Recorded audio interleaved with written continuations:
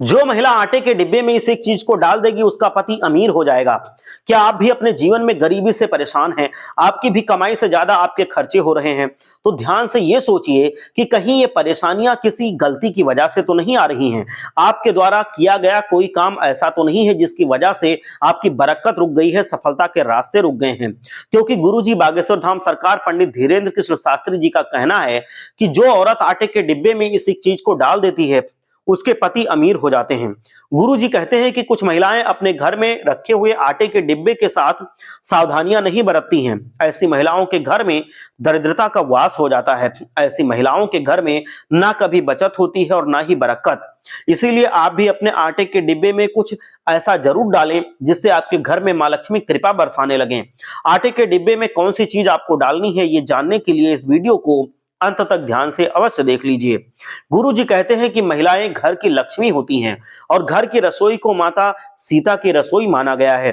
जो महिलाएं घर की रसोई में ऐसा काम करती हैं उन्हें मां अन्नपूर्णा का अवतार माना जाता है। ऐसी महिलाएं रसोई की साफ सफाई को अच्छे तरह से रखती हैं। लेकिन जाने अनजाने में महिलाओं से कभी कभी कुछ ऐसी गलतियां हो जाती हैं जो उनके परिवार के लिए दुर्भाग्य का कारण बन जाती हैं। गुरु जी का कहना है कि आपके घर में भी अगर आटे का डिब्बा है तो आप उसके साथ भूल कर भी ये गलतियां ना करें। गुरु जी कहते हैं कि जब आप रोटी बनाती हैं तो उसका जो भी परथन यानी कि बचा हुआ आटा होता है उसे किसी अलग बर्तन में रखना होता है। इसीलिए महिलाएं क्या करती हैं कि खाना बनाने के बाद बचे हुए परथन को उसी आटे के डिब्बे में डाल देती हैं। लेकिन ऐसा करना सरासर गलत होता है। ये दरिद्रता को निमंत्रण देता है और आपके घर में दरिद्रता आती है, बरकत खत्म होती है। क्योंकि रोज हम उसी आटे से गाय को रोटी खिलाते हैं जो पहले इस्तेमाल किया हुआ आटा होता है। उसी से अगर आप रोटी बनाकर गाय को खिलाते हैं तो इससे गाय का अपमान होता है। गाय माता को शुद्ध तरीके से, साफ तरीके से रोटी बनाकर खिलाने से आपको पुण्य फल की प्राप्ति होती है।